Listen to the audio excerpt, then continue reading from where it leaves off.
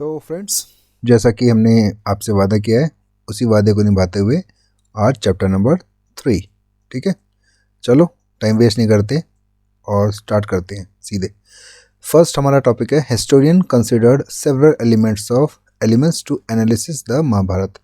मतलब सिंपल सा जो टॉपिक बोल रहा है कि महाभारत को जब हिस्टोरियंस ने स्टडी किया तो उसके कौन कौन से एलिमेंट्स पे उन्होंने फोकस किया, जिसका बाद में उन्होंने एनालिसिस किया। तो पहला था एलिमेंट लैंग्वेज। लैंग्वेज में क्या है कि ये जो महाभारत है वो संस्कृत में लिखी हुई है, और ये जो संस्कृत है ना, ये वेदास में लिखी हुई संस्कृत और प्रशस्ति में लिखी हुई संस्कृत से बहुत ज़्यादा इजी है। ठीक। दूसरा एलिमेंट क्या था? कंटेंट। कंटेंट में उन्होंने दिखा कि दो टाइप के कंटेंट है, एक है नरेटिव, एक है डिडक्टिव। नरेटिव का मतलब ये है कि ऐसे सेक्शंस जिनमें स्टोरीज़ हैं, और डिडक्टिव का मतलब ऐसे सेक्शन जिन्होंने प्रिस्क्रिप्शन दे रखा है सोसाइटी के नॉर्म से रिलेटेड, मतलब क्या होना चाहिए क्या नहीं होना चाहिए, ऐसे। ठीक है। अब हम अगर एक चीज़ देखें तो ये जो नरेटिव और डिडक्टिव है, इनका जो डिवीज़न है ये एकदम वाटर टाइट नहीं है ना। मतलब ये है कि कुछ डिडक्टिव सेक्शन ऐसे हैं या नॉर्म्स ऐसे हैं, सोशल नॉर्म्स जिसमें स्टोरीज़ हैं, और कई बार होता था कि नरेटिव सेक्शन में हमें सोशल नॉर्म्स मिल जाते थे। मतलब ये है कि कहानियों के थ्रू कई बार क्या होता था, सोशल नॉर्म्स बता रहे हैं और सोशल नॉर्म्स को कहानियों के थ्रू बता रहे हैं, तो ये बता रहा है। फिर नेक्स्ट है एलिमेंट टेक्सचुअल कंपोजिशन, या फिर इसका ऑथर कौन था। तो जब महाभारत को स्टडी किया तो ये देखा कि ये पहले ओरल ट्रेडिशन में डेवलप हुआ है, मतलब किससे कहानी में डेवलप हुआ है, और उसका कंपाइलेशन बहुत बाद में हुआ है, और उसके अंदर बहुत सारी लेयर्स है। लेयर्स का मतलब ये होता है कि कोई कहानी किसी टाइम की है, कोई कहानी किसी टाइम की है ना, और बाद में उसमें कंपोजिशन किया गया है, यानी इसमें बाद में बहुत ज़्यादा जोड़ तोड़ हुआ है। ओके, तो ऐसा कहा जाता है कि ये जो महाभारत है इसकी कहानी को स्टार्ट किया था चैरिटियर और बार्ड्स ने। ठीक है, अभी कौन होते हैं, अभी रट लो, है ना। चैरिटियर और बार्ड्स हैं, उन्होंने इस कहानी को डेवलप किया था, स्टार्ट किया था। फिर वहाँ से ये कहानी 5th सेंचुरी BCE के टाइम पे ब्राह्मण्स के पास आ गई, और ब्राह्मण्स ने इस कहानी को पिक कर लिया। फिर उन्होंने क्या किया, इस कहानी को डेवलप किया, और आफ्टर सम टाइम इसके जो डिडक्टिव सेक्शन है ना, वो मनुस्मृति से मैच हुए। मतलब मनुस्मृति क्या है, ये सोशल कोड ऑफ कंडक्ट की एक बुक है। इस सोशल कोड ऑफ कंडक्ट को महाभारत के डिडक्टिव सेक्शन में ऐड किया। ठीक है, तो अब देखो इनिशियली इसके अंदर थे 10,000 वर्सेस थे। ठीक है, बट अब कितने हो गए, 1 लाख हो गए। तो मतलब क्या है कि 10,000 से 1 लाख कैसे हो गया, मतलब कुछ ना कुछ जोड़ तोड़ हुआ है ना। ठीक है, देन नेक्स्ट कौन सा एलिमेंट है कि मेकिंग क्रिटिकल एडिशन। मतलब हिस्टोरियंस ने देखा कि पूरे इंडिया के अंदर मल्टीपल महाभारत हैं, डिफरेंट महाभारत है, उसके अंदर सिमिलरिटी भी मिलती है और डिसिमिलरिटी भी मिलती है, या और कोई बार कुछ एक्स्ट्रा भी मिलता है। तो एक पर्सन थे VS सुक्तांकर, इन्होंने कहा कि चलो इन सभी महाभारत को क्या करें, एक जगह पे कलेक्ट कर लाते हैं। ठीक है, तो इन्होंने कलेक्शन करने का जो एक बीड़ा उठाया ना, उसी को हम लगते हैं मेकिंग क्रिटिकल एडिशन। तो इसमें जो प्रोसीजर अपनाया उन्होंने, उसमें क्या किया, पहले कलेक्शन किया, सभी महाभारत को एक जगह कलेक्ट किया, फिर उनको आपस में कंपैरिजन किया। ठीक है, और फाइनली उन्होंने इसको एक जगह कंपाइल किया। ठीक है, अभी ये एक 3 नंबर के क्वेश्चन में भी आएगा।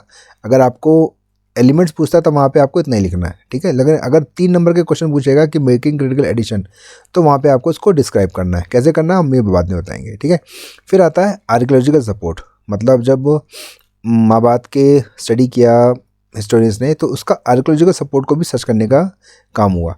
तो ये काम किसने किया था, ये काम किया था BB लाल ने 1951-52 के ड्यूरेशन में, और उन्होंने क्या किया कि एक्सकवेशन कंडक्ट कराई। अब उनका पर्पज़ क्या था इसका एक्सकवेशन का, सिंपल सा ये थी कि महाभारत की जो स्टोरी है ना, उसको आर्कियोलॉजिकल बेस मिले।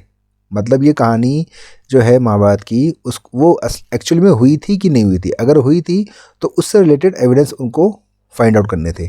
ठीक है, अब रिजल्ट क्या आया, मतलब ये एक्सकवेशन की तो कोई ना कोई रिजल्ट आया होगा, कुछ ना कुछ एविडेंसेस मिले होंगे, और जो एविडेंसेस मिले होंगे उसके बिहाफ पे क्या कहें, तो यही आया कि ये जो महाभारत की कहानी का डिस्क्रिप्शन है वो आर्कियोलॉजिकल एविडेंसेस से मैच नहीं करते हैं, और शायद ये डिस्क्रिप्शन जो है ना सिटी के, लाइक हस्तिनापुर की सिटी का जो डिस्क्रिप्शन है वो काफ़ी बाद में ऐड किया गया होगा। ठीक है, चलो अब नेक्स्ट आता है, देखो अब आया ना, scholar role in preparing critical edition of Mahabharata. तो इसका मतलब ये है कि अगर आपसे एलिमेंट पूछेगा तो आपको देखो सब इन सबको टच कर जाना है। बट अगर आपसे अलग से पूछा जाएगा कि स्कॉलर्स का रोल क्या था महाभारत के क्रिटिकल एडिशन को प्रिपेयर करने में, तब आप इसको थोड़ा सा क्या करोगे, एक्सप्लेन करोगे। तो पहले हम क्या करेंगे, वी.एस. सुक्तांकर को इंट्रोड्यूस करेंगे। ये कौन थे, ये इंडियन संस्कृतिस्ट थे। इन्होंने 1919 में एक इनिशिएट किया, क्या, एक टास्क को इनिशिएट किया, जिसके अंतर्गत उनको क्या करना था कि महाभारत का क्रिटिकल एडिशन प्रिपेयर करना था। ठीक है, अब मैंने आपको बता दिया कि महाभारत का क्रिटिकल एडिशन क्या है ना। पूरे इंडिया के अंदर और इवन इंडिया के बाहर भी महाभारत के बहुत सारे वर्जन हैं, बहुत सारे बुक्स हैं, और उन बुक्स में अलग अलग स्टोरीज़ भी है, एक जैसी भी स्टोरीज़ है, तो उनको एक जगह कंपाइल करना है। ठीक है, और इस चीज़ में इनको लगे 47 ईयर्स। टोटल इन्होंने 30,000 पेजेस को इन्होंने कंपाइल किया, और ये जो 30,000 पेजेस हैं उनको सेवरल वॉल्यूम्स में इन्होंने कंपाइल किया। अब जब इन्होंने ये काम करने की सोची, तो इसके लिए उन्होंने कोई ना कोई तरीका अपनाया होगा। तो वो तरीका क्या था, पहला था तरीका कलेक्शन करने का। कलेक्शन में इन्होंने क्या किया कि जो संस्कृत मैन्यूस्क्रिप्ट्स, महाभारत की जो संस्कृत की मैन्यूस्क्रिप्ट्स है ना, जो पूरे, और इसके साथ साथ डिफरेंट लैंग्वेजेस में भी महाभारत है ना, उन सभी लैंग्वेजेस की महाभारत को और संस्कृत की महाभारत को क्या किया, एक जगह कंपाइल किया, एक जगह कलेक्ट किया। ठीक है, सबको इकट्ठा करके एक जगह रख दिया। फिर उनके बीच में कंपैरिजन किया। कैसे कंपैरिजन किया, compare with various versions of stories and they found, मतलब उन्होंने महाभारत की सारी स्टोरीज़ को आपस में कंपेयर किया। तो उन्होंने क्या फाइंड आउट किया कि बहुत सारी स्टोरीज़ हैं जो सभी महाभारत में कॉमन है। ठीक है, लेकिन कुछ ऐसा भी है कि कुछ स्टोरीज़ कुछ पर्टिकुलर एरिया में पॉपुलर है, वो सभी जगह पे नहीं मिल रही है। ठीक है, फिर अल्टीमेटली उन्होंने क्या किया कि ये जो वेरिएशन था, कॉमन चीज़ तो जैसे लाइक सपोज करो ये पेज है, ठीक है, कॉमन चीज़ को उन्होंने इतने पेज में लिखा। ठीक है, यहाँ पे कॉमन सब चीज़ें लिख दी। अब इसी स्टोरी से रिलेटेड कोई वेरिएशन मिला, तो उसको उन्होंने यहाँ पे फुट नोट में लिखना स्टार्ट किया। देखो, variation were documented in foot notes and appendices to the main text. Okay, चलो अब नेक्स्ट आया कि इस क्रिटिकल एडिशन का पर्पस क्या था, क्यों बनाना चाहते थे भाई सुक्तांकर, क्यों इतने साल उन्होंने अपने जीवन के 47 ईयर्स उन्होंने खर्च कर दिए इस काम में। तो ऐसा क्या काम था, तो पहला काम था कि ये एनालाइज करना कि जो एपिक है ये इवॉल्व कैसे हुआ एक बहुत लंबे टाइम में। ठीक है, इवॉल्व मतलब कैसे कहानियाँ, कहाँ से कहानी शुरू हुई और कैसे कैसे उसके अंदर और कहानियाँ मिलती गई और फिर वो एक बड़ी कहानी बनी। मतलब वही ना कि स्टार्टिंग में 10,000 फ्रेजेस थे, अब बाद में कितने हो गए, 1 लाख हो गए। तो ये 10,000 से 1 लाख कैसे हो गए, वही पता लगाना है। ठीक है, फिर नेक्स्ट क्या था कि understanding the layered structure of the epic, मतलब 10,000 से 1 लाख हो गई। तो ये जो 10,000 से 1 लाख हुई, ये जो एडिशन हुआ वो उसमें क्या लेयर है, कौन सी कहानी कब ऐड हुई, ये पता लगाना। ठीक है, फिर नेक्स्ट है to prepare foundational references for further academic literature and research work. जैसे लाइक सिंपल सा इसका मतलब है कि फ्यूचर में कोई महाभारत पे रिसर्च करना चाहता है। अब जब वो रिसर्च करने चलेगा तो देखेगा भाई इतनी सारी चीज़ें पड़ी हुई हैं, इतनी सारी कहानियाँ हैं, इतनी सारी वेरिएशन है, इतनी सारी रीजनल स्टोरीज़ है, इतनी सारी महाभारत है, तो अब बेचारा कहाँ तक भटकेगा। तो ऐसा करते उसको एक जगह कंपाइल कर लेते हैं। तो उससे क्या फ़ायदा होगा, उससे फ़ायदा ये होगा कि किसी रिसर्च करने वाले पर्सन को ज़्यादा भटकना नहीं पड़ेगा और वो एक जगह बैठ के कर लेगा। ठीक है, अब आते हैं नेक्स्ट टॉपिक पे। अब नेक्स्ट आता है BB Lal understanding of houses of second phase of Mahabharata. अब देखो बीबी लाल भी याद अभी हमने किया है, कहाँ किया, ये देखो ये रहा।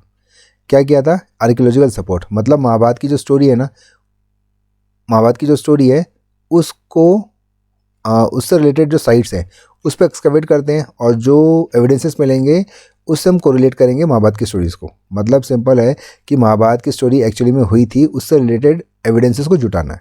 ठीक है, ताकि हम प्रूव कर पाए कि महाभारत की स्टोरी हुई भी थी। ठीक, तो इस चीज़ को किसके लीडरशिप में स्टार्ट हुआ, बीबी लाल की लीडरशिप में। ये कौन थे, ये एक आर्कियोलॉजिस्ट थे, अगेन वही टाइम पीरियड 1951-52 के टाइम पे है ना। इन्होंने क्या किया, इन्होंने हस्तिनापुर को एक्सकवेट किया। ये कहाँ था, मेरठ के नियर बाय में। मेरठ कहाँ है, यूपी में है ना। 1857 का रिवोल्ट भी इसी से रिलेटेड है ना, यहीं से स्टार्ट हुआ था। अब जब इन्होंने हस्तिनापुर पे एक्सकवेशन किया, अब देखो हस्ती मतलब क्या होता है, हस्ती मतलब होता है एलिफेंट। ओके, चलो ये तो पार्ट ऑफ जोक हो गया। तो अब इन्होंने हस्तिनापुर का जब एक्सकवेशन किया तो उन्होंने पाया क्या, उन्होंने पाया 5 ऑक्यूपेशनल लेयर।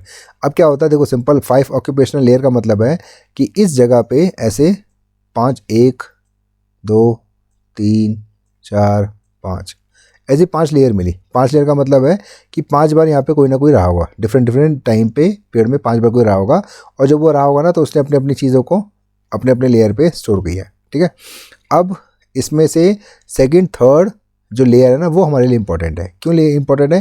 पहली चीज़, सेकंड जो फेज़ है, सेकंड जो लेयर है उसका टाइम पीरियड है ये 1200 BC से 700 BC तक। ठीक है, ये हमारा टाइम पीरियड है। अब इसमें बीबी लाल क्या पाते हैं कि पहली चीज़ उन्होंने पाई कि कोई भी डेफिनेट प्लान नहीं है हाउसेस का। दूसरी चीज़ क्या पाई कि जो वॉल्स हैं वो मड की बनी हुई हैं या मड ब्रिक्स की बनी हुई हैं। और तीसरी चीज़ क्या पाई कि रीड वॉल्स है, मतलब बांस के सरकंडे हैं ना, उनको मिट्टी से प्लास्टर करके दीवारें बनाई गई हैं। उन्होंने सेकंड फेज़ में ये पाया। फिर थर्ड फेज़ जो है वो 6th सेंचुरी BC से रिलेटेड है। अब वहाँ पे क्या पाया, वहाँ पे उन्होंने देखा कि ये जो मड ब्रिक्स है ना उसमें यूज़ ऑफ मड ब्रिक्स भी मिला है, मतलब मिट्टी की ब्रिक्स भी मिली हैं, और बर्न्ट ब्रिक मतलब पकाई हुई भी ईंटें भी उनको मिली है। फिर ड्रेन सोकेज जार मिला है और ब्रिक ड्रेन्स भी मिले हैं, वही नालियाँ वगैरह मिली हैं। और टेराकोटा रिंग्स ऑफ वेल्स और drainage pit. Terracotta ring of well क्या होता है, ये देखो ऐसे ये रिंग्स होती हैं ऐसे ऐसे ऐसे, मतलब ये पाइप की तरह ही होती है, वेल होती है ना, ये मिला उनको। ठीक है, तो अल्टीमेटली इन सब के बाद बीबी लाल ने अल्टीमेट अपना व्यू कह दिया। उन्होंने ये व्यू दिया कि जो हस्तिनापुर से रिलेटेड हमें फैंसी डिस्क्रिप्शन मिलता है ना, कि यहाँ पे ये महल था, ये बड़ी बड़ी दीवारें थी, ये बड़े बड़े चबूतरे थे, ये दुनिया भर का, वो बाद में ऐड किया गया है। मतलब कहानी कभी हुई होगी, मेन कहानी 5 पांडवों वाली है ना, और वो उन्होंने राजगद्दी के लिए लड़ाई की, वो कभी हुई होगी, लेकिन उस कहानी में जो हस्तिनापुर का डिस्क्रिप्शन है वो बाद में ऐड हुआ है। ठीक है, और because description does not match with the evidence. मतलब क्यों कह रहे हो ऐसा? क्योंकि जो महाभारत के अंदर हस्तिनापुर का डिस्क्रिप्शन मिलता है उससे हमें एविडेंसेस मैच नहीं हो रहे। ठीक है, तो सीधे सीधे बोलो तो उन्होंने ये डिनाई नहीं किया कि महाभारत की कहानी सच है, कि ये बोला कि महाभारत की कहानी हुई है, बट महाभारत की कहानी हुई है लेकिन उससे रिलेटेड जो जगहों के या प्लेसेस के डिस्क्रिप्शन मिल रखे हैं ना वो मैच नहीं कर रहे हैं, तो शायद ये जो डिस्क्रिप्शन है वो बाद में ऐड हुए होंगे। ठीक है, चलो अब नेक्स्ट टॉपिक पे आते हैं। अब आता है महाभारत। महाभारत की बेसिक इन्फॉर्मेशन क्या है? पहला चीज़ है राइटर। राइटर कौन है? वेद व्यास। और स्क्राइबर कौन है? गणेश, लॉर्ड गणेश। ठीक, अब राइटर और स्क्राइबर दोनों में अंतर समझो। स्क्राइबर का मतलब होता है कि कोई बोल रहा है और मैं लिख रहा हूँ, ठीक है, तो वो गणेशा। अब जो बोल रहा है उसको हमने राइटर बना दिया, यानी वेद व्यास। मतलब वेद व्यास जी ने बोला है और गणेशा ने, लॉर्ड गणेशा ने उसको लिखा है। ठीक है, राइटर कौन? वेद व्यास, और स्क्राइबर कौन? लॉर्ड गणेशा। अब इसका मेन प्लॉट क्या है, मतलब इसके अंदर कहानी क्या है? कहानी यही है कि कज़न ब्रदर जो है वो आपस में लड़ रहे हैं, और कज़न ब्रदर कौन है? कौरवाज और पांडवाज है। किस लिए लड़ रहे हैं? हस्तिनापुर की गद्दी के लिए, हस्तिनापुर थ्रोन के लिए लड़ रहे हैं। ठीक है, नेक्स्ट इसका जो कंपाइलेशन टाइम है आपको पता है, ओवर बहुत एक लंबे टाइम पे हुआ है। ठीक है, फिर नेक्स्ट है 2 सेक्शन है इसके। इस महाभारत में 2 सेक्शन है, एक है नैरेटिव, एक है डिटेक्टिव। नैरेटिव का मतलब है, बताया आपको मैंने, कि ये स्टोरी को कंटेन करता है, और डिटेक्टिव का मतलब है कि ये सोशल कोड ऑफ कंडक्ट या नॉर्म्स को कंटेन करता है। बट ये भी बताया कि ये दोनों के अंदर जो डिवीज़न है वो वाटर राइट नहीं है। ओके, अब आते हैं कंपोजिशन ऑफ महाभारत और वेरियस स्टेजेस। मतलब महाभारत का जो कंपोजिशन हुआ है ना उसके अंदर हमें स्टेजेस मिलते हैं। तो पहली चीज़ मैंने बताई थी आपको अभी पहले, जब हम एलिमेंट वाला चीज़ डिस्कस कर रहे थे। पहली चीज़ क्या बताई कि ओरिजिनली ये जो स्टोरी है जो चैरिटियर्स और बार्ड्स के थ्रू स्टार्ट की गई थी, कंपोज की गई थी। अब देखो चैरिटियर और बार्ड्स का मतलब क्या है। ये चैरिटियर बार्ड्स कौन होते थे? ये क्षत्रियास के साथ बैटल फील्ड में जाते थे और दूर बैठ के देखते थे कि कौन कैसे लड़ रहा है, और उसके बिहाफ पे ये लोग पोएम्स को कंपोज करते थे ताकि वो क्षत्रियास की अचीवमेंट्स को डिस्क्राइब कर सकें, एक जनरेशन से दूसरे जनरेशन में पास कर सकें। और इसके बदले में इनको क्या मिलता था? ऑब्वियस सी बात है, सोना चांदी मिलता होगा। ठीक है, अब ये जो स्टोरी चैरिटियर और बार्ड्स ने डेवलप की थी, इस स्टोरी को 5th सेंचुरी BC में ब्राह्मण्स ने पिक कर लिया। ठीक है, अब ये वही टाइम है जब छोटे छोटे चीफडम्स थे ना वो किंगडम बन रहे थे, मोनार्की में कन्वर्ट हो रहे थे। ओके, फिर ये जो स्टोरी है 200 BCE से 200 CE के टाइम पे हमने देखा कि जब विष्णु गॉड की वर्शिप बहुत पॉपुलर हो रही थी, उस टाइम पे इसके अंदर Krishna identified N incarnation of Vishnu, मतलब जो महाभारत की स्टोरी में लॉर्ड कृष्णा है ना, उनको विष्णु का इनकारनेशन आइडेंटिफाई किया गया या डिक्लेयर किया गया कि ये कृष्ण और कोई नहीं है, ये कौन है, विष्णु की इनकारनेशन है। ठीक है, फिर आता है 200 CE से 400 CE का टाइम। ओके, अब इस टाइम पे क्या होता है, डिडक्टिक सेक्शन को ऐड किया जाता है। डिडक्टिक सेक्शन कौन सा है, ये मनुस्मृति वाला। बताया था कि मनुस्मृति क्या है, ये सोशल कोड ऑफ कंडक्ट है। इन चीज़ों मनुस्मृति से related social code of conduct को कब ऐड किया गया है, महाभारत की स्टोरी में 200 CE से 400 CE के बीच में। ठीक है, अब ये वही बात कि इनिशियली कितने थे, 10,000 वर्सेस से 10,000 वर्सेस थे, अब कितने हो गए, 1 लाख वर्सेस हो गए।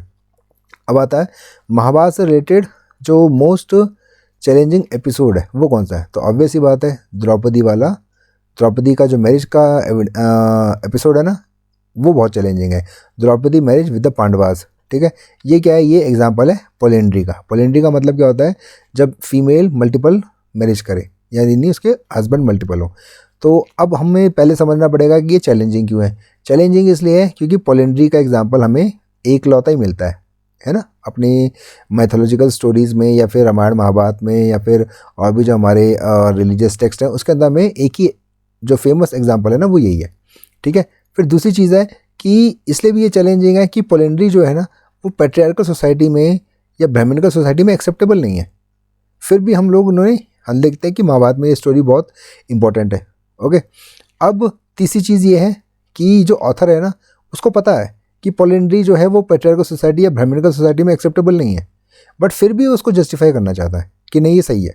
ओके, इसीलिए एपिसोड जो है वो बहुत ज़्यादा चैलेंजिंग है। ओके, अब आता है कि ऑथर ने इसको जस्टिफाई कैसे किया है, पोलेंड्री को जस्टिफाई कैसे किया है। तो उसने ये दिखाया है कि द्रौपदी का जो प्रीवियस बर्थ था उसमें उसने खुद से ही विश मांगी थी लॉर्ड शिवा से, तो भगवान ने दे दिया, ये भगवान ने उसकी ये विश पूरी करी है। ओके, तो अब भगवान ने कहा तो सही किया होगा। पहली चीज़ तो इस तरीके से जस्टिफाई किया। फिर दूसरी चीज़ अब हम देखते हैं कि ऑथर इसके थ्रू एक्सप्लेन क्या करना चाहता है, स्टोरी के थ्रू। इस स्टोरी के थ्रू वो एक्सप्लेन यही करना चाहता है कि शायद कभी पोलेंड्री प्रिवलेंट रही होगी सोसाइटी में किसी टाइम ऑफ पॉइंट में या सम टाइम ऑफ पॉइंट पे, है ना, बट बाद में रूलिंग एलिट्स ने इसको नेगलेक्ट कर दिया। ओके, तो ये ऑथर बताना चाहता है। अब आते हैं, महाभारत एक डायनामिक टेक्स्ट है। क्यों है, पहली चीज़ इवॉल्व हुई है ओवर पीरियड ऑफ टाइम पे, मतलब इसका जो टाइम पीरियड है बहुत लंबा है। 4 सेंचुरी BCE से 4 सेंचुरी CE के ड्यूरेशन में वो ये इवॉल्व हुई है। फिर दूसरा क्या है, मल्टीपल वर्जन है। मल्टीपल वर्जन का मतलब है कि कोई एक फिक्स वर्जन नहीं है ना, कि यही स्टोरी चलेगी हर जगह, चाहे पूरब जाओ, चाहे पश्चिम जाओ, चाहे उत्तर जाओ, चाहे दक्षिण जाओ, ये स्टोरी चलेगी, ऐसा नहीं है। तो उसके साथ साथ क्या है, इसके बहुत सारे रीजनल वर्जन है, बहुत सारी लिंग्विस्टिक वेरिएशन है, मतलब संस्कृत में भी मिल रही है, तमिल में भी मिल रही है, तेलुगु में मिल रही है, बंगाली में मिल रही है, और भी बहुत सारी लैंग्वेजेस होंगी, यहाँ सबका दिया नहीं मैंने। ठीक है, तो इट मीन्स हर जगह ही पॉपुलर है और उनके बीच में वेरिएशन भी है, डिफरेंसेस भी है, वेरिएशन भी है। ठीक है, फिर नेक्स्ट आता है, जब महाभारत को पढ़ते हैं तो उसके अंदर बहुत सारी थीम्स हैं और उन थीम्स में क्या है, डाइवर्सिटी है। पहला चीज़ देखो, मॉरल डिलेमा दिखा रखा है इसमें, जैसे धर्म क्या है, अधर्म क्या है। ओके, मतलब सही धर्म का मतलब यहाँ पे रिलीजन नहीं है, धर्म का मतलब क्या है, राइट क्या है, और अधर्म का मतलब रॉन्ग क्या है। ओके, फिर फिलोसफिकल डिस्कोर्स भी दे रखा है, मतलब कि जब वही बैटल फील्ड में अर्जुन घबरा जाता है कि यार मैं किससे लड़ने जा रहा हूँ, सब तो मेरे भाई बंधु हैं, तो फिर वहाँ पे कृष्ण क्या करते हैं, उसको फिलोसफिकल डिस्कोर्स, उन दोनों के बीच फिलोसफिकल डिस्कोर्स होता है कि भाई तुम कुछ नहीं कर रहे हो, जिसने जैसा कर्म किया है उसको फल मिलेगा, तुम नहीं दोगे तो कोई और देगा। ठीक है, फिर सोशल इश्यूज़ को भी इसके थ्रू उठाया है, जैसे कास्ट से रिलेटेड, जेंडर से रिलेटेड, किंगशिप से रिलेटेड। फिर इसके अंदर हमें बहुत सारे लेजेंड्स हैं, बहुत सारे फोकलोर्स हैं और बहुत सारे मिथ्स, इन सब का इन्फॉर्मेशन मिलता है। ओके, इसलिए डायनामिक है। अब नेक्स्ट आते हैं कि कि हिस्टोरियंस जो है ना, वो महाभारत को स्टडी करते हैं। क्यों स्टडी करते हैं, उस टाइम की फैमिलियल वैल्यू, फैमिली से रिलेटेड वैल्यू और किंगशिप से रिलेटेड नॉर्म्स को जानने के लिए।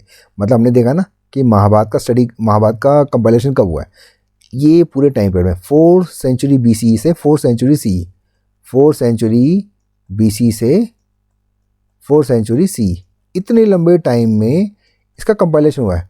तो और इस लंबे टाइम के कंपाइलेशन में इसने क्या किया है, बहुत सारे हिस्ट्री को अपने अंदर कंटेन किया है, भले स्टोरी के फॉर्म में किया है। तो हिस्टोरियंस चाहते हैं कि इन स्टोरीज़ को पढ़ के हम उस टाइम के जो फैमिली से रिलेटेड वैल्यूज़ थे और किनशिप से रिलेटेड नॉर्म्स थे उनको पता लगाएं। ठीक है, तो चलो क्यों करते हैं इसका यूज़। पहली चीज़ तो वही है कि ये बहुत लंबे टाइम में इवॉल्व हुई है। इतने लंबे टाइम में इवॉल्व हुई है ना। तो इसलिए ये क्या करती है, ये चेंजेस को और कंटिन्यूटी को रिफ्लेक्ट करती है। ठीक है, चेंजेस को चेंजेस को और कंटिन्यूटी को, क्या चेंज हुआ और क्या अभी तक चल रहा है उसको क्या कर रही है, रिफ्लेक्ट कर रही है। फिर दूसरी चीज़, मल्टीपल वर्जन है, कोई फिक्स वर्जन नहीं है, बहुत सारे रीजनल वर्जन है और इन रीजनल वर्जन में हमें क्या मिलता है, रीजनल कल्चर मिलती है। ठीक है, और उसके थ्रू हम लोग रीजनल लेवल के जो किनशिप टाइज हैं या फैमिली रिलेशनशिप हैं उनको पता लगा पाते हैं। ठीक है, फिर नेक्स्ट है to understand the type of interaction between brahmanical society and population beyond the varna system. मतलब ये है कि जैसे लाइक सपोज करो बंगाल वाला एरिया है। ठीक है, अब बंगाल वाले एरिया में ब्राह्मणिकल सोसाइटी स्प्रेड हो रही है और सेम टाइम पे वहाँ पे जो ऐसे भी पीपल रहते हैं जो नॉन ब्राह्मणिकल आइडियाज़ को फॉलो करते हैं या रिलीजन को फॉलो करते हैं, तो उनके बीच में इंटरेक्शन कैसे हुआ उसको भी ये बता रही है। जैसे लाइक भीम और हिडिंबा का जो मैरिज है। अब आपको पता है भीम कौन है, क्षत्रिय है, और हिडिंबा कौन थी, ये एक राक्षस थी। ठीक है, अब राक्षस का सिंपल मतलब यहाँ पे राक्षस नहीं है, यहाँ पे मतलब है कि ऐसी सोसाइटी या हिडिंबा ऐसी सोसाइटी को रिप्रेजेंट करती थी जो ब्राह्मणिकल आइडियाज़ को या सोसाइटी को के नॉर्म्स को फॉलो नहीं करते हैं, है ना। तो इन दोनों के बीच में जब इंटरेक्शन हुआ तो वहाँ पे हम देखते हैं कि इन दोनों के बीच में अलायंस हुआ। ठीक है, फिर सिमिलरली ज़रूरी नहीं है कि ब्राह्मणिकल सोसाइटी और जो ब्राह्मणिकल सोसाइटी को नहीं मानते हैं या वर्ना सिस्टम को नहीं मानते हैं उनके बीच में हमेशा अलायंस ही हुआ है। हमें ऐसा नहीं, हमें क्लैश के भी एग्जाम्पल मिलते हैं। जैसे लाइक इंसिडेंट ऑफ एकलव्य कि द्रोणाचार्य और एकलव्य, द्रोणाचार्य जो है वो ब्राह्मणिकल सोसाइटी को रिप्रेजेंट करता है और एकलव्य ट्राइबल सोसाइटी को रिप्रेजेंट करता है, बट जब दोनों के बीच में इंटरेक्शन हुआ तो हम देखते हैं दोनों का क्लैश हुआ। Okay, then to understand the social structure in ancient India. अब इस बुक के अंदर हमें ब्राह्मणिकल सोसाइटी से रिलेटेड बहुत सारे नॉर्म्स की जानकारी मिलती है, जैसे लाइक वर्ण सिस्टम और उसकी क्या क्या एक्सपेक्टेशन है। फिर टाइप्स ऑफ मैरिजेस, चाहे वो एंडोगमी हो, चाहे वो एक्सोगमी हो, चाहे वो पोलिएंड्री हो, इन सब के बारे में हमें जानकारी मिलती है कि एंशिएंट टाइम में किस टाइप का सोशल स्ट्रक्चर था। ओके, देन टू अंडरस्टैंड धर्म। अभी मैं बताया धर्म का मतलब यहाँ पे रिलीजन नहीं है, यहाँ पे मतलब है कि राइट क्या है। ओके, धर्म जैसे सन, ब्रदर और वाइफ्स या फिर रूलर, इनकी ड्यूटीज़ क्या है, इनका धर्म क्या है, इनको क्या करना चाहिए। ओके, फिर ऐसे ही मॉरल डिलेमा कि अर्जुन क्वेश्चन करता है फाइटिंग से पहले कि वो क्यों अपने ही रिश्तेदारों को मारे, तो उसके सामने मॉरल डिलेमा है कि क्या सही है कि क्या गलत है। उसको लग रहा है कि जो मैं कर रहा हूँ वो गलत है, वो अधर्म कर रहा है, बट कृष्ण बताते हैं कि नहीं, तुम अधर्म नहीं कर रहे हो, तुम धर्म कर रहे हो। तो यानी महाभारत के थ्रू हम सही क्या है या गलत क्या है, एथिकल नॉर्म्स क्या सोसाइटी के लिए, उसको भी पता लगा पाते हैं।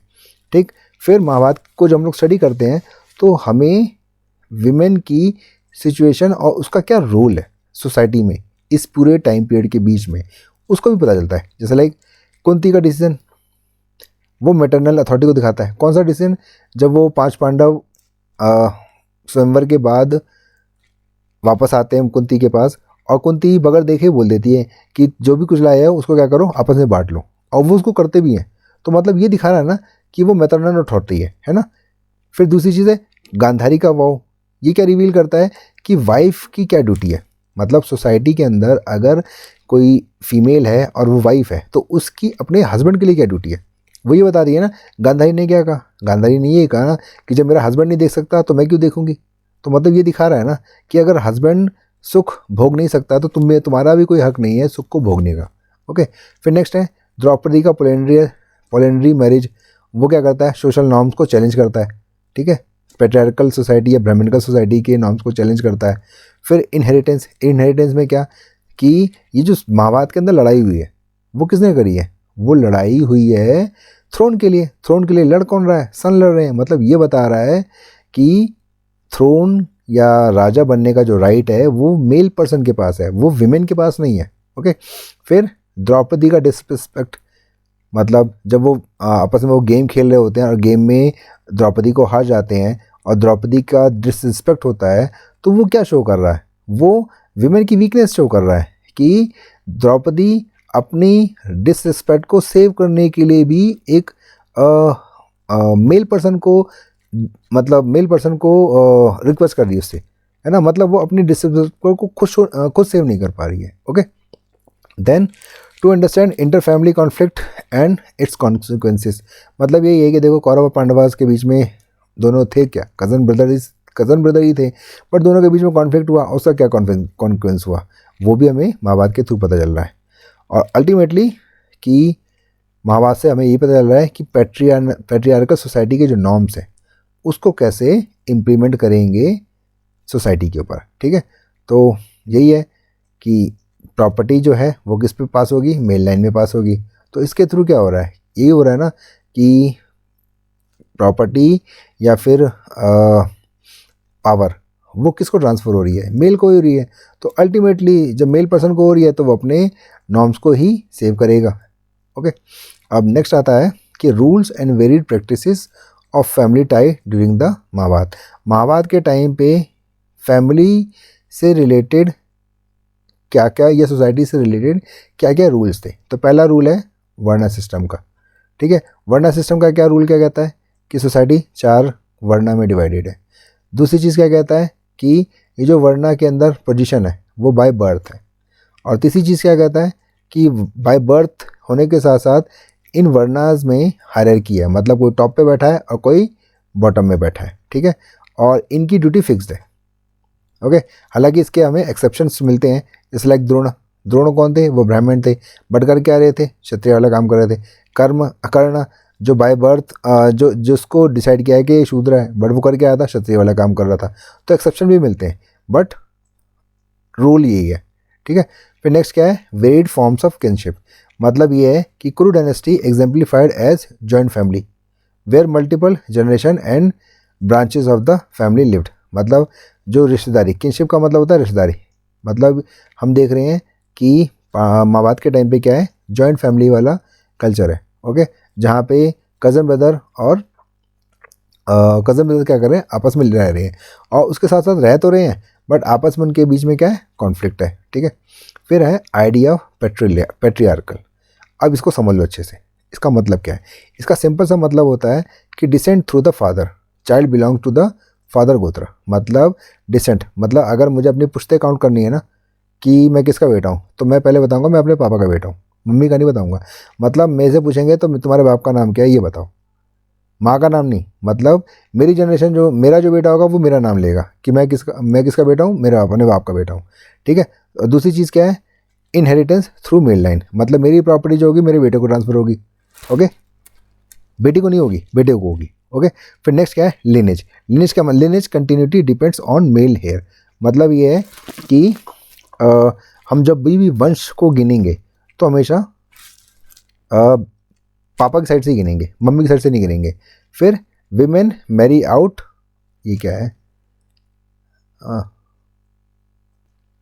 हाँ यार, अरे यार, पैट्री लोकेलिटी। इसका मतलब भी सिंपल है कि जब विमेन की शादी होगी तो विमेन शादी होगी, ऑब्वियस बात है विमेन की शादी होगी तो मेन की भी शादी होगी। लेकिन जब एक मतलब सिंपल है कि एक कपल की शादी होगी ना, तो वो कपल क्या करेगा, वो अपने फादर के, मतलब हस्बैंड के फादर के यहाँ पे जाके सेट होगा, ना कि वाइफ के फादर के यहाँ पे सेट होगा। ओके, देन आता है हाउ महाभारत रीइंफोर्स पैट्रिलिनिटी। मतलब ये है कि महाभारत कैसे पैट्रियार्कल सोसाइटी से रिलेटेड नॉर्म्स को इम्प्लीमेंट करता है सोसाइटी के अंदर।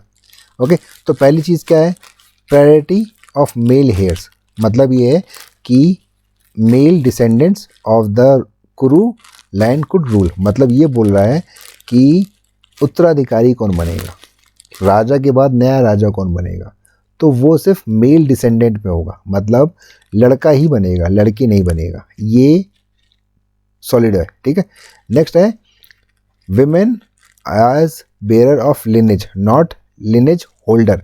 मतलब विमेन क्या है, विमेन का काम है कि वो बच्चे पैदा करेगी। ठीक है, वो ये डिसाइड नहीं करेगी कि कौन बनेगा। ओके, जैसे like Gandhari's 100 son considered heirs because they descended from Dhritarashtra. ठीक है, गांधारी के बच्चे इसलिए अपनी सत्ता या अपना क्लेम कर रहे थे हस्तिनापुर की गद्दी के लिए, क्योंकि वो धृतराष्ट्र के बेटे थे। वो इसलिए नहीं क्लेम कर रहे थे कि वो गांधारी के बेटे थे, वो इसलिए क्लेम कर रहे थे क्योंकि वो धृतराष्ट्र के बेटे थे। ओके, फिर नेक्स्ट है the curse of lineage destruction emphasis male continuity. मतलब ये है कि गांधारी अपने सजेस्ट करती है अपने पुत्र दुर्योधन को कि युद्ध को रोक दो। क्यों? क्योंकि अगर इसमें डिस्ट्रक्शन होगा, विनाश होगा, तो उसकी जिम्मेदारी एक पुरुष के ऊपर ही आएगी, महिला के ऊपर नहीं आएगी। ओके, फिर नेक्स्ट आता है कि entire war is fought over patrilineal right. मतलब ये सारी की सारी लड़ाई हुई क्यों थी आखिरकार? वो ये इसीलिए हुई थी ना कि राजा कौन बनेगा, और राजा कौन बनेगा मतलब कि हस्तिनापुर की जो गद्दी है वो किसको जाएगी, कौरवास को जाएगी कि पांडवास को जाएगी। ओके, फिर नेक्स्ट आता है इंपॉर्टेंस ऑफ विमेन प्योरिटी। इसका मतलब ये है कि महाभारत की कहानी के थ्रू विमेन की प्रोडक्टिविटी को स्ट्रिक्ट कंट्रोल किया गया है। ओके, और ये इससे एक्सपेक्ट किया गया है कि वो ओबीडियंस होगी, वो पवित्र यानी चेस्टिसिटी उसमें अंदर होगी, और वो हस्बैंड के लिए सर्विस करेगी। वही ना गांधारी वाला केस कि अगर पति अंधा है तो मेरे को भी रहना पड़ेगा।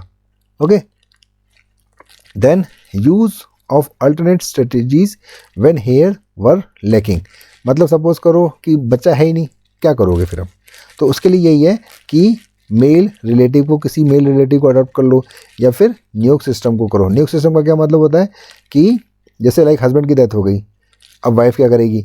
तो वाइफ का कुछ नहीं है, वो हस्बैंड के छोटे वाले भाई के साथ मैरिज कर लेगी, और फिर वहाँ से बच्चे होंगे, और वो बच्चे क्या करेंगे, राजगद्दी पे क्लेम करेंगे। ठीक है, देन आता है role of situation, role and situation of women. अब देखो ये सब अभी आ चुका है, फिर से एक बार हम लोग फटाफट पढ़ लेते हैं। पहला द्रौपदी का डिसरिस्पेक्ट, ये क्या शो कर रहा है? पहली चीज़ विमेन की वीकनेस शो कर रहा है। क्यों? क्योंकि उसकी डिसरिस्पेक्ट हो रही है और उसको सेव नहीं कर पा रही है। फिर दूसरी चीज़ है कि विमेन क्या है, अपनी डिसरिस्पेक्ट को की सिक्योरिटी के लिए मेन के ऊपर डिपेंड है। क्यों? क्योंकि वो कृष्णा को कॉल कर रही है। ओके, फिर दूसरा है गांधारी का वाव। ये क्या रिवील करता है कि वाइफ का डिवोशन होना चाहिए हस्बैंड के लिए। ओके, क्यों? हस्बैंड नहीं देख पा रहा तो तुम भी मत देखो। ओके, हस्बैंड जब सुख नहीं ले पा रहा पूरी दुनिया को देखने का, तो तुम्हारी भी रिस्पॉन्सिबिलिटी है कि तुम भी वैसे हो जाओ। फिर इनहेरिटेंस, इनहेरिटेंस क्या है कि ब्रदर फाइट कर रहे हैं थ्रोन के लिए, सिस्टर फाइट नहीं कर रही है, ब्रदर फाइट कर रहे हैं। मतलब ये है कि वीमेंस के पास प्रॉपर्टी का राइट नहीं है। ठीक है, फिर कुंती का डिसीजन क्या करता है, वो मैटरनल अथॉरिटी को शो कर रहा है कि भाई द्रौपदी के 5 पांडवों को उसने कहा कि आपस में बांट लो, और उन्होंने कह भी दिया। मतलब मैट्रियार्कल सोसाइटी की थोड़ी बहुत अथॉरिटी तो है ना वहाँ पे। फिर है द्रौपदी का पॉलिएंड्रस मैरिज चैलेंज क्या करता है, पैट्रियार्कल सोसाइटी के या ब्राह्मणिकल सोसाइटी के नॉर्म्स को चैलेंज करता है। ओके, देन आता है interaction between brahmanical society and the population beyond the varna system.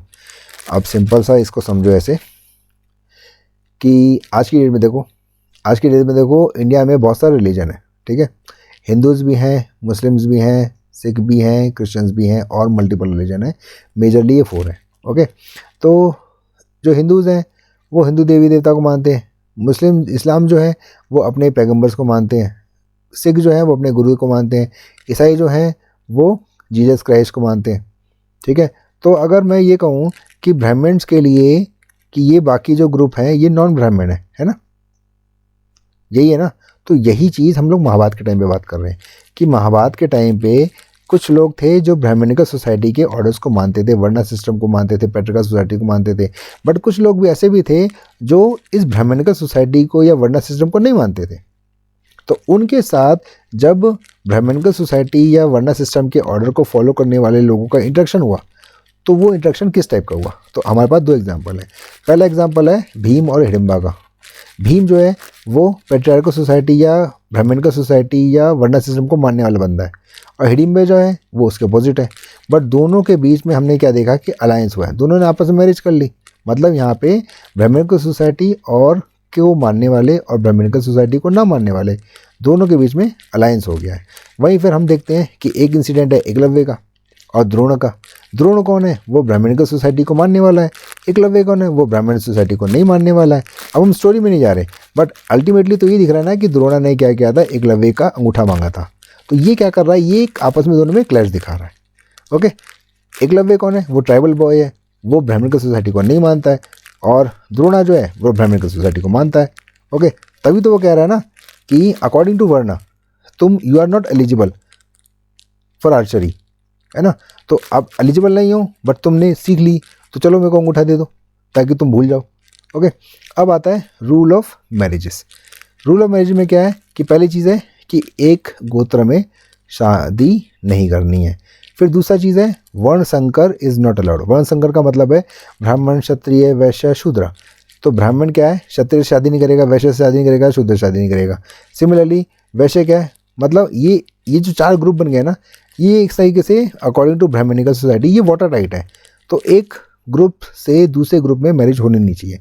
तो यही बोल रहा है, इसी को कहते हैं हम लोग वर्ण संकर। बट ये जो रूल हमें मिलता है महाभारत के अंदर, उसके हमारे पास एक्सेप्शन भी है। देखो अभी ऊपर ही एक भीम और हिडिंबा। भीम कौन है, वो क्षत्रिय है, और हिडिंबा कौन है, वो तो ब्राह्मण सोसाइटी को मानती ही नहीं है, बट फिर भी दोनों में शादी हुई है। तो ये भी एक तरीका वर्ण संकर है। ठीक है, चलो अब नेक्स्ट आते हैं आइडियल ऑक्यूपेशन फॉर द 4 वर्णा सिस्टम।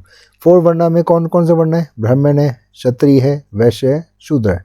ठीक है, तो धर्मशास्त्रास और धर्मसूत्रास ये क्या करते हैं, रूल्स को कंटेन करते हैं किससे रिलेटेड, 4 वर्णा के ऑक्यूपेशन। मतलब वर्णा में जो ब्राह्मण, क्षत्रिय, वैश्य, शूद्र है उनका क्या ऑक्यूपेशन है वो ये लोग बताते हैं।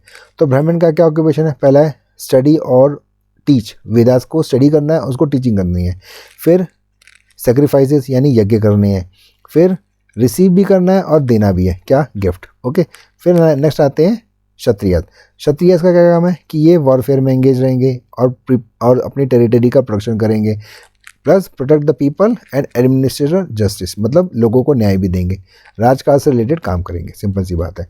फिर वैश्यास का क्या काम है, वैश्यास का काम है कि एग्रीकल्चर करेंगे, ट्रेड करेंगे और पेस्टोलिज्म करेंगे, मतलब वही जानवर को पालेंगे पोसेंगे।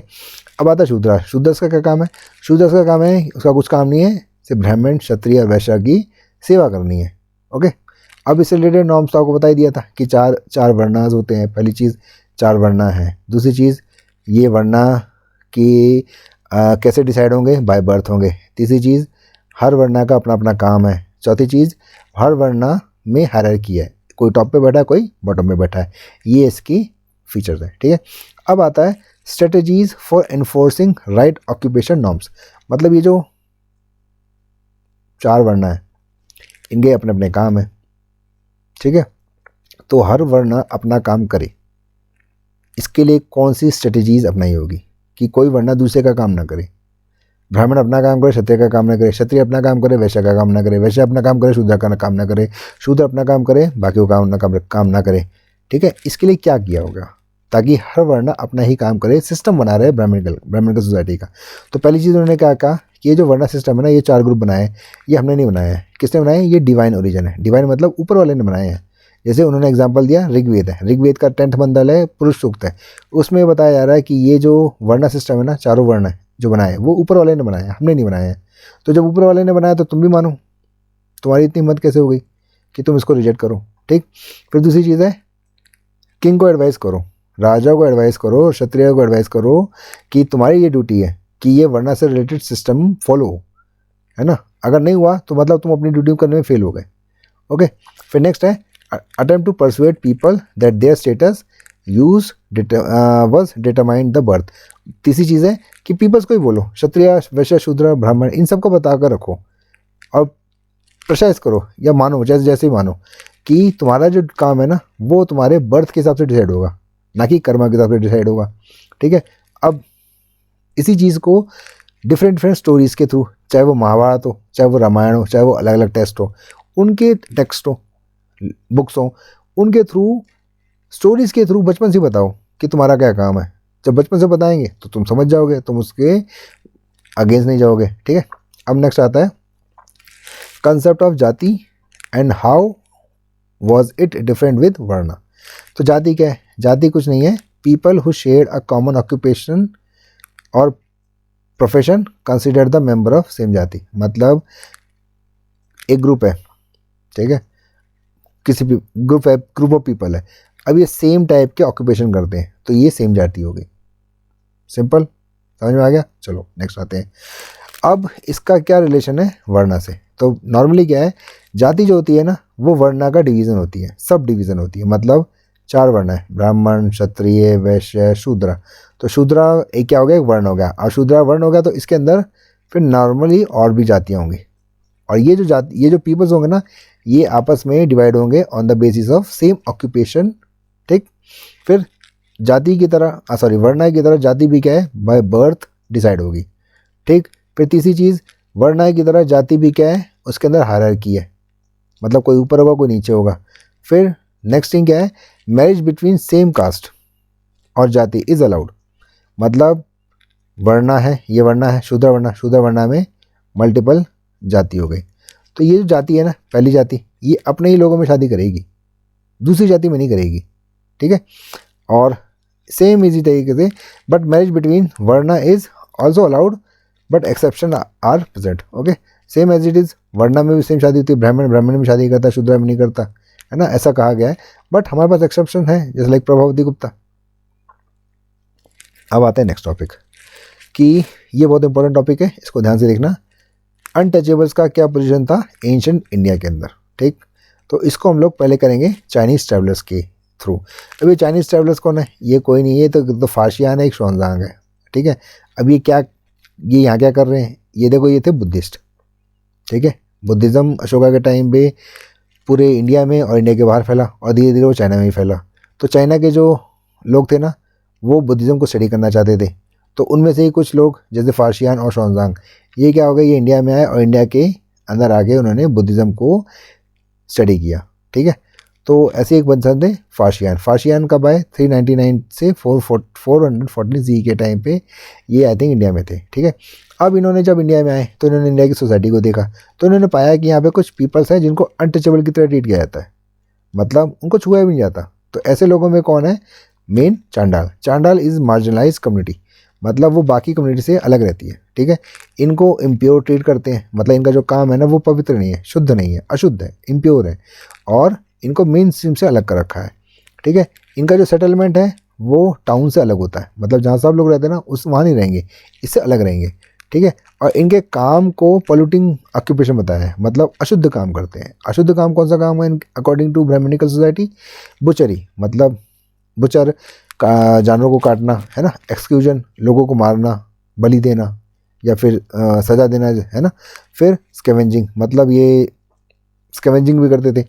फिर एक चीज़ इंपॉर्टेंट लिखी फारसियान ने, कि ये जब चांडाल है ना, जब इनको अपनी प्रेजेंस को मतलब बताना पड़ता था लोगों को कि हम आ रहे हैं। कैसे, announce the presence by beating a wooden clapper, मतलब लकड़ी को पीट पीट के बताते थे कि हम भाई आ रहे हैं, हमसे दूर रहो। क्यों दूर रहो, क्योंकि हम अशुद्ध हैं। क्यों अशुद्ध हैं, क्योंकि हमारा जो काम है ना, वो पोल्यूटिंग नेचर का है। ठीक है, इसीलिए ये बाहर रहते हैं। अब आते हैं शोनजांग पे। शोनजांग का जो अकाउंट है ना, वो ये जब आया था, कब आया था, 1629 से 1645 के बीच में इंडिया में रहा था। ओके, इसने भी ऑलमोस्ट फारसियान जैसी बात ही कही है। पहली चीज़ क्या है कि ट्रीट अनटचेबल्स को आउटकास्ट की तरह ट्रीट किया गया था, मतलब बाकी लोग इनको अपने जैसा नहीं समझते थे, इनको अपने से अलग समझते थे। ठीक है, और इनके लिए अलग सोशल और रिलीजियस नॉर्म्स होते थे, उनकी लाइफ अलग होती थी। इनको टेम्पल के अंदर एंटर करने नहीं दिया जाता था। ओके, और जिस वाटर सोर्स से सब पानी कलेक्ट करते थे या यूज़ करते थे ना, उससे इनको अलाउ नहीं था। ठीक है, फिर नेक्स्ट है कि इनको कोई भी एजुकेशनल एक्सेस नहीं था और कोई भी स्पिरिचुअल एक्सेस नहीं था, मतलब इनको एजुकेशन नहीं दी जाती थी, ना ही ये पूजा पाठ कर सकते थे, ना इनको कोई कराता था। ठीक है, इनका जो स्टेटस था वो लो था। अगेन इनका जो काम है वो पॉलिटिकल नेचर का है, और कहाँ रहते हैं, सोसाइटी के फ्रिंजेस पे, मतलब बॉर्डर पे रहते हैं। ओके, अब आते हैं अकॉर्डिंग टू मनुस्मृति के अकॉर्डिंगली अनटचेबल और शूद्रास का क्या कंडीशन है या उनको कैसे ट्रीट किया जाता है। तो पहली चीज़ है कि जो अनटचेबल्स है उनसे फूड और वाटर लेने से मना किया है मनुस्मृति ने। ठीक है, कि इनसे दूरी रहो, इनसे खाना और पानी लेने की जरूरत नहीं है। ठीक है, और इनका जो काम है, मतलब इनका काम, मतलब शूद्रास और अनटचेबल्स का जो काम है ना, वो पॉलिटिकल नेचर का है, अशुद्ध है। ओके, फिर इनको, मतलब अनटचेबल्स को और शूद्रास को सोसाइटी के सबसे निचले बॉटम पे, हायरार्की के सबसे निचले बॉटम पे रखा गया है। ओके, और इवन देखो क्या लिखा है, their touch even seeing them was regarded as polluting, मतलब इनको टच करना ही नहीं, इनको देख लेने से भी आंखें अशुद्ध हो जाती हैं। ओके, इसीलिए for so called top of the social order, मतलब जो सोसाइटी के सबसे टॉप पे बैठे हैं ना, अगर वो इनको टच कर लें, टच छोड़ो अगर देख भी लेंगे ना तो भी वो अशुद्ध हो जाएंगे। ओके, अब इनकी ड्यूटी क्या है अकॉर्डिंग टू मनुस्मृति, किनकी, अनटचेबल और शूद्रास की। तो इसके इनके अकॉर्डिंगली क्या ड्यूटी है, पहला तो है कि गांव के बाहर रहो, दूसरा है टूटे फूटे बर्तन जो लोगों ने छोड़ दिए उनको यूज़ करो, तीसरा क्या है कि मरे हुए लोगों के कपड़े पहनो, चौथा क्या है सोना चांदी नहीं यूज़ करना है, आयरन के ऑर्नामेंट्स पहनो, और लास्ट क्या है कि रात में गाँव के अंदर नहीं चलना है। ठीक है, नेक्स्ट अब आता है कि ये तो था अकॉर्डिंग टू मनुस्मृति। अब अकॉर्डिंग टू बुद्धिज़्म इन वो क्या सोचता है, तो बुद्धिज़्म के अकॉर्डिंगली क्या है कि बर्थ इज़ नॉट इम्पॉर्टेंट, कर्म इज़ इम्पॉर्टेंट। वो कह रहा है कि कर्म इम्पॉर्टेंट है, तुम अनटचेबल या शूद्रा जो हो वो अपने कर्म की वजह से हो। ठीक है, अगर तुम अपने कर्म को चेंज करोगे तो तुम अपने स्टेटस को चेंज कर सकते हो।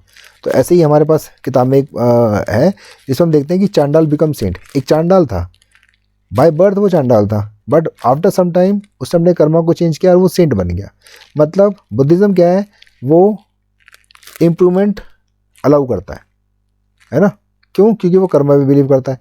बट मनुस्मृति या ब्राह्मण की सोसाइटी वो क्या कह रही है, वो कह रही है कि नहीं, जो जिस वर्ण में पैदा हो गया ना, जिस कास्ट में पैदा हो गया ना, वो वही करेगा। ओके, अब आते हैं नेक्स्ट, गोत्र और इसके रूल्स, गोत्र एंड इट्स रूल्स। तो पहले देखो गोत्र होता क्या है। तो अकॉर्डिंग टू ब्राह्मणिकल प्रैक्टिस ये क्या कर रहा है, पीपल्स को क्लासीफाई कर रहा है, किस बेसिस पे, on the basis of descendant. ठीक है, अब इसके इन विच डिसेंडेंट और गोत्र वॉज नेम्ड आफ्टर द वैदिक ईयर। मतलब ये है कि जितने भी हिंदू फॉलोअर्स हैं, ठीक है, वो उनके डिसेंडेंट कोई ना कोई वैदिक ऋषि रहा होगा। ठीक है, उनका डिसेंडेंट कोई ना कोई वैदिक ऋषि रहा होगा, इसी को गोत्र कहते हैं। अब इससे रिलेटेड क्या है कि पहली चीज़, मेंबर ऑफ सेम गोत्र कंसिडर एज ब्रदर सिस्टर। जैसे लाइक सपोज करो ये सारे हिंदू हैं, ठीक है, हिंदू हो गए। ओके, अब ये हिंदू हो गए और ये किसी ना किसी वैदिक ईयर 1 2 3 4 5 6 ये सपोज को 7 वैदिक ईयर है।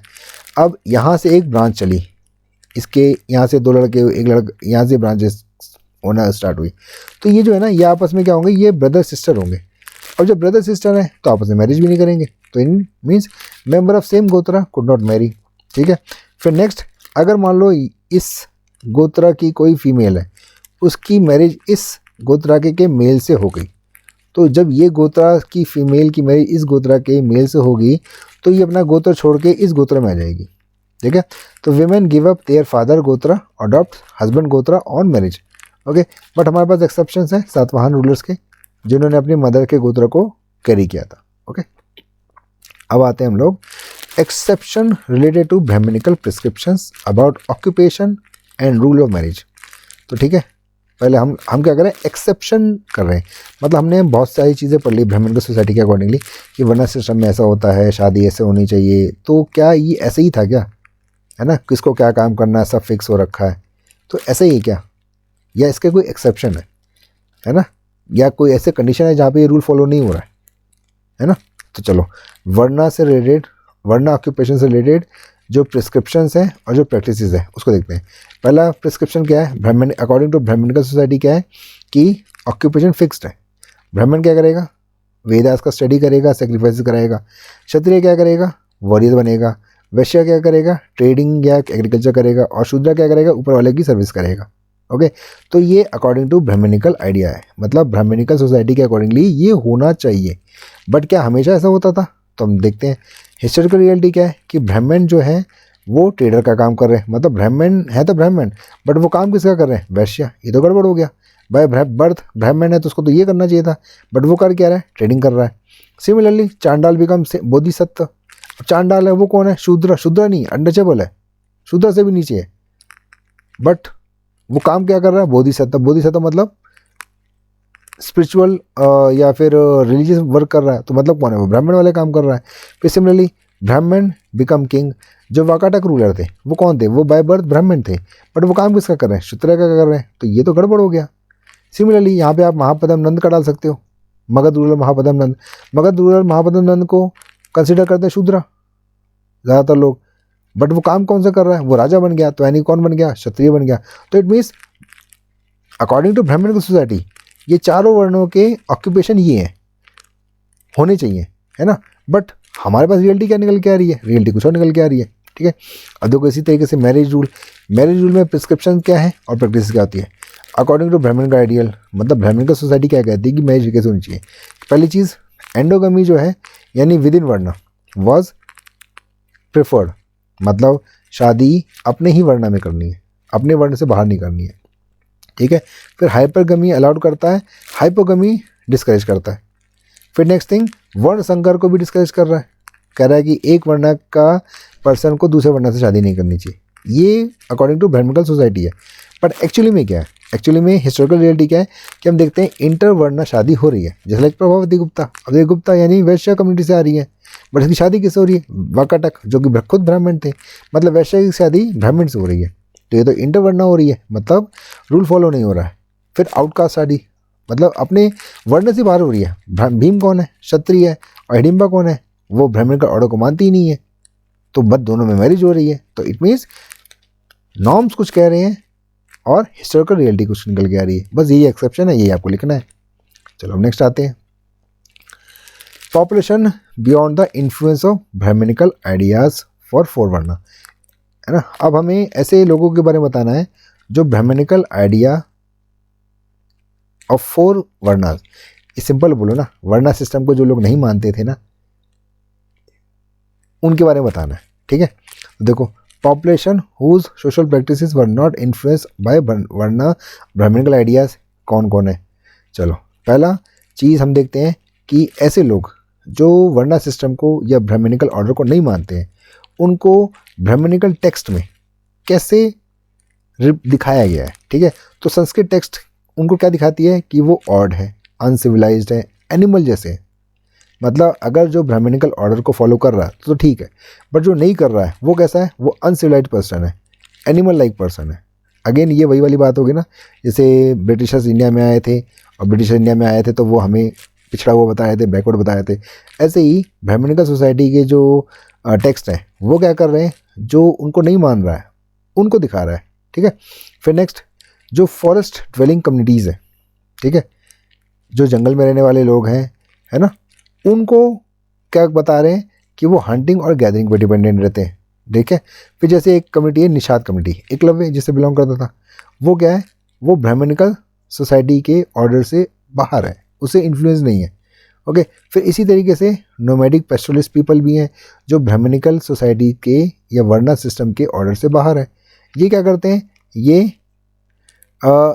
सेटल नहीं है, ठीक है, इन्होंने सेटल एग्रीकल्चर नहीं करते, ओके, एक जगह से दूसरी जगह घूमते रहते हैं और इसी कारण इनको सस्पिशियस नज़रों से देखा जाता है, इन पर भरोसा नहीं किया जा सकता, ओके। इसीलिए फिर आते हैं हमारे पास speaker of non Sanskrit language, मतलब कुछ लोग ऐसे भी हैं जो संस्कृत लैंग्वेज को नहीं बोलते हैं, नॉन संस्कृत लैंग्वेज को बोलते हैं, तो उनको क्या बोला गया, उनको मलेच्छा बोला गया, ओके, और उनको सोशली बहुत निचली नज़रों से देखा जाता है, ठीक है। फिर वहीं पे आते हैं कुछ फॉरेनर्स जो ब्राह्मणिकल ऑर्डर को नहीं मानते हैं, जैसे लाइक शक, कुषाण, ओके। इनको कैसे बताया गया, इनको बताया गया उनमें संस्कृत टेक्स्ट में यवन बोला गया, तुरुष्क बोला गया, okay. But not total separation, like ऐसा नहीं है कि ब्राह्मणिकल सोसाइटी और नॉन ब्राह्मणिकल सोसाइटी दोनों के बीच में कंप्लीट बॉर्डर लाइन है, सेपरेशन है, ना कोई इधर आता है ना कोई इधर से उधर जाता है, ऐसा नहीं है। अगेन वही एग्जांपल आ गया भीम और हिडिंबा का, यहाँ पे क्या अलायंस का दिखा रहे हैं, एकलव्य का यहाँ पे हमें क्लैश का देखने को मिल रहा है, ओके। फिर एसिमिलेशन का भी मिल रहा है कि ब्राह्मणिकल ऑर्डर में एसिमिलेशन, मतलब कुछ लोग जो पहले ब्राह्मणिकल ऑर्डर को नहीं मानते थे, उनका अपना खुद का सिस्टम था, बट आफ्टर सम टाइम उन्होंने ब्राह्मणिकल ऑर्डर को मान लिया, जैसे लाइक शक और कुषाण, इन्होंने क्या किया, ब्राह्मणिकल रिलीजन को फॉलो कर लिया और इसी के अंदर आके सेटल हो गए, ठीक।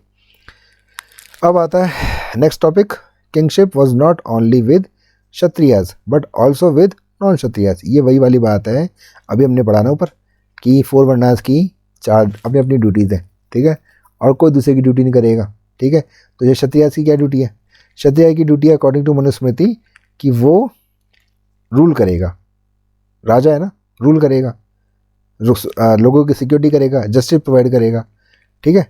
बट ज़रूरी नहीं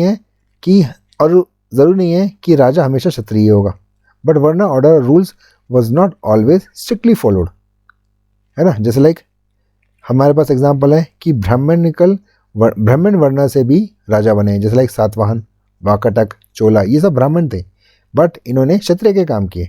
तो ये यही तो बोल रहा है क्वेश्चन, यही बोल रहा है सिंपल सा कि राजा बनना या राजा बनने का काम क्षत्रिय का है, ये रूल है अकॉर्डिंग टू मनुस्मृति, बट ये रूल हमेशा फॉलो नहीं हो रहा। चलो इसका एग्जांपल ले दो। तो पहला यही है कि ब्राह्मण सोसाइटी से भी राजा आ रहे हैं, चाहे वो सातवाहन हो, वाकाटक हो, चोला हो, ठीक है। फिर वैश्य सोसाइटी से या शूद्र बैकग्राउंड से भी राजा बन रहे हैं, जैसे like Gupta ruler, Chandragupta Maurya, Chandragupta, okay. फिर महापद्म नंद कौन है? वो शूद्र है बट वो एक रूलर था, है ना, मगध का रूलर था। उसको तो पुराणों में सर्व शत्रांतक कहा गया है, मतलब क्षत्रियों के मन में आतंक पैदा कर दिया उसने। बताओ, राजा के मन में आतंक, जिनका काम ही राज करना था, उनके मन में भी आतंक पैदा कर दिया किसने? एक शूद्र ने, ठीक है। फिर मौर्यस को भी कहते हैं कि वो नॉन क्षत्रिय बैकग्राउंड के थे, ठीक है।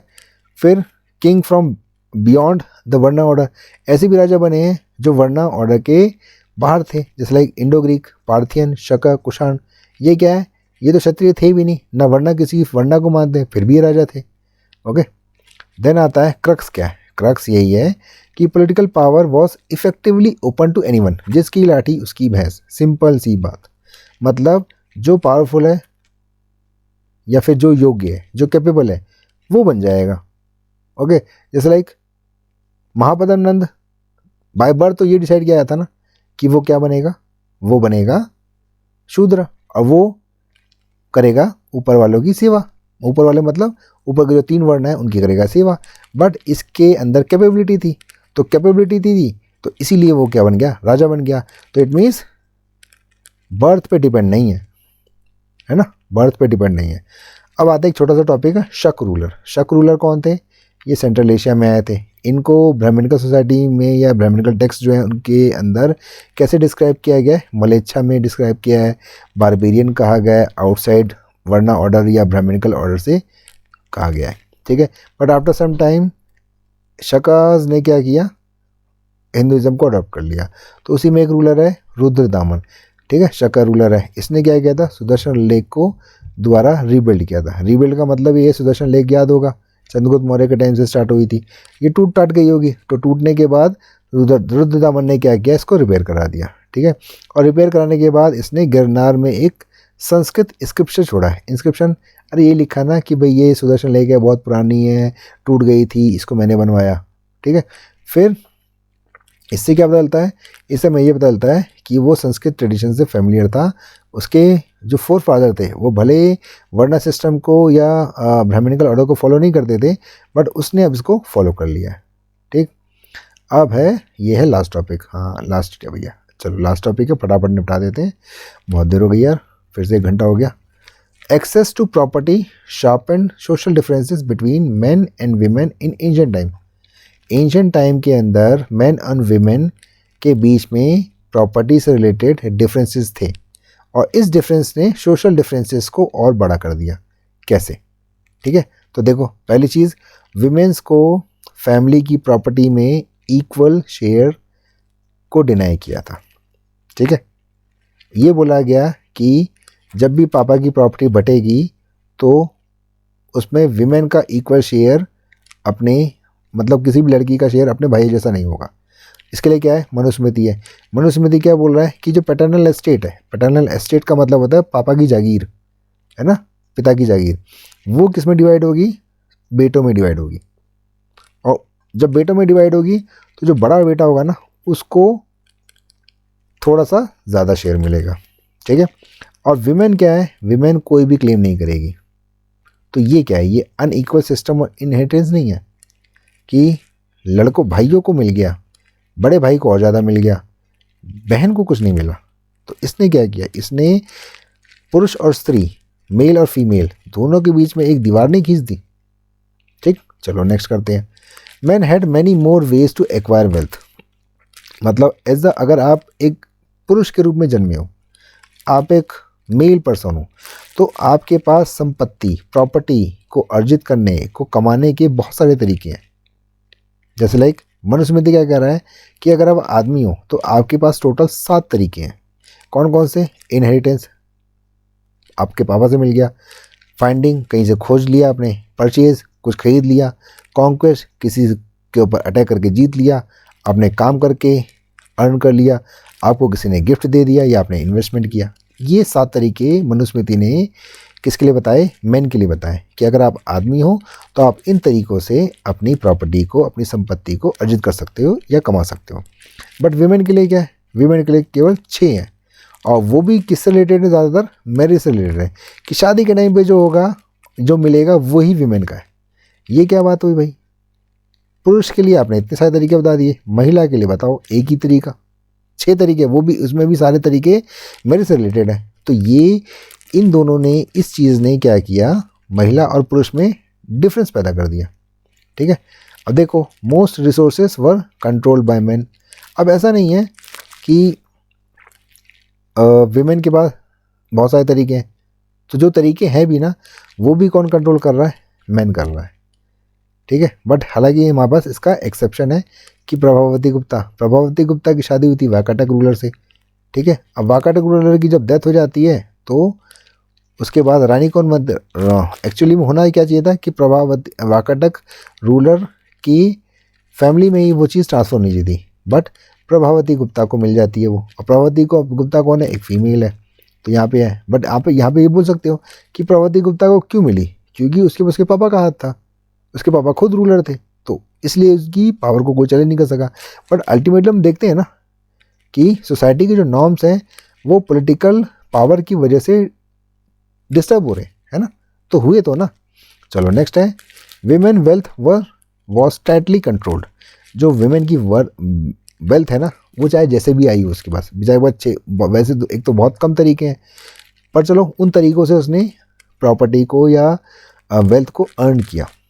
ठीक है, तो बट उसको भी कंट्रोल किया जा रहा है किसके थ्रू? मेन के थ्रू कंट्रोल किया जा रहा है। जैसे लाइक स्त्रीधन का क्या मतलब है कि विमेन को मैरिज के टाइम पे जो गिफ्ट मिले हैं ना, वो विमेन है, बट इसको भी विमेन फ्रीली यूज़ नहीं कर पाती है। ठीक है, मनुस्मृति क्या करती है? Manusmriti warn women. क्या वार्न करती है? मतलब उनको कहते हैं वार्न कर रही है कि तुम प्रॉपर्टी की होर्डिंग मत करो। ठीक है, और अगर तुमने होर्डिंग करी तो उसकी परमिशन तुम्हें अपने हस्बैंड से लेनी पड़ेगी। होर्डिंग मतलब इकट्ठा नहीं करना। ठीक है, फिर women lack of ownership. Women के पास ओनरशिप, अपने खुद की बॉडी पर राइट नहीं है। बताओ, प्रॉपर्टी को तो छोड़ ही दो, अपनी खुद की बॉडी पर राइट नहीं है। जैसे लाइक युधिष्ठिर है, जब वो गेम हो रहा होता है तो वो गेम में क्या करता है? द्रौपदी को दाव पे लगा देता है। क्यों दाव पे लगाता है? क्योंकि वो सोचता है कि द्रौपदी उसकी प्रॉपर्टी है। क्यों प्रॉपर्टी है? क्योंकि द्रौपदी फीमेल है, और एज अ फीमेल वो क्या है? वो मेल पर्सन की प्रॉपर्टी है, इसीलिए वो तो दाव पे लगा रहा है। तो इट मीन्स विमेन्स का अपने ऊपर भी ओनरशिप नहीं है। ठीक है, तो अल्टीमेटली अब क्रक्स क्या है इसका? क्रक्स ये है कि अगर आप आदमी हो, आप मेल हो, तो आपके पास प्रॉपर्टी के एक्सेस करने के बहुत सारे तरीके हैं। ठीक है, बहुत सारे ऑप्शंस हैं आपके पास, और अगर आप विमेन हो तो आपके ऊपर बहुत सारी रिस्ट्रिक्शन है। ठीक है, और इसी की वजह से सोसाइटी के अंदर मेल और फीमेल के बीच में, दो जेंडर के बीच में एंसेस्ट इंडिया के अंदर डिफरेंसेस क्रिएट हुए। ठीक है, तो यहाँ पे हमारा ये चैप्टर ख़त्म होता है। जल्दी आपके लिए 4th चैप्टर लाएंगे। Okay, tata bye bye, all the best.